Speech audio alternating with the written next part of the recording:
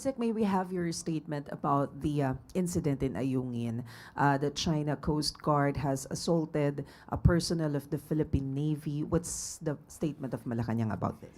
Alam po natin kung ano na po ang naging statement ng Secretary ng DND, si Secretary Gibo Teodoro, pati po ang pamunuan ng AFP, at ito po ay kanilang kinukondina. Sinabi po na hindi tayo pasisiil. At pati po ang DFA ay nagbigay na rin po ng pahayag.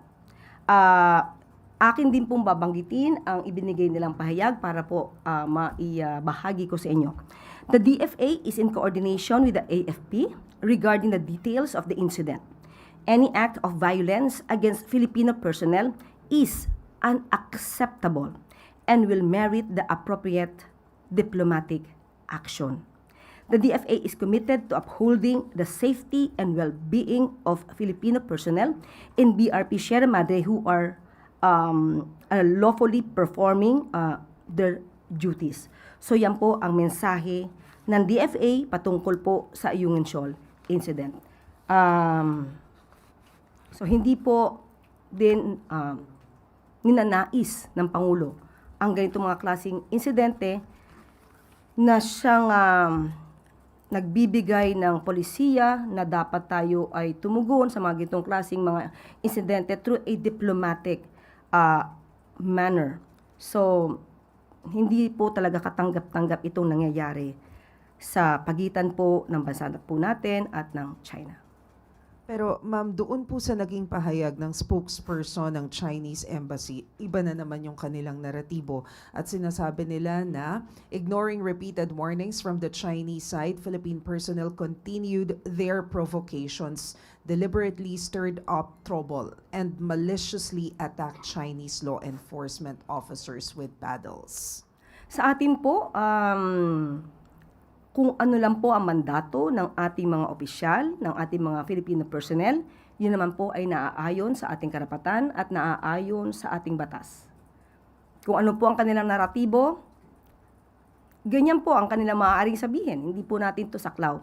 Pero ang pinaninindigan po natin, kung ano ang karapatan natin at kung anong dapat lamang gawin ng ating mga opisyal at mga Filipino personnel padating po dyan. So, sinusuportahan po natin ang mga ginagawa ng ating mga Filipino officials. But will the President consider changing our strategy when it comes to the issues with China? Kasi the Malacanang has always been saying na ang pinoproseso natin, ginagamit natin is diplomatic dialogue.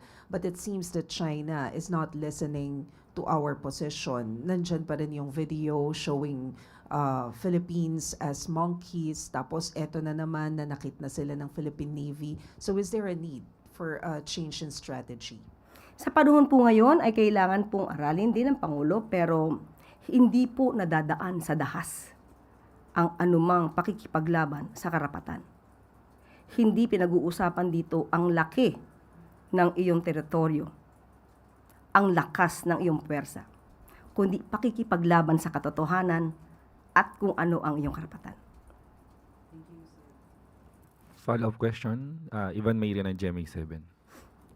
Yusek, nabanggit niyo po na may mga statement na inilabas ang Department of National Defense and as well as the Department of Foreign Affairs.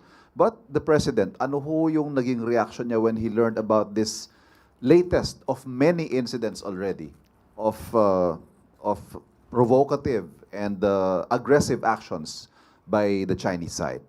Hindi ko po mabibigay sa inyo mismo kung anong sinabi ng Pangulo. Kung ano po ang sinabi ng ating mga opisyal, yun po ay kanyang sinusuportahan. But is there frustration, anger on his part with this latest incident? Kinukundina po niya. Kinukundina po ng Pangulo ang mga ganitong klaseng pangyayari. Salamat po.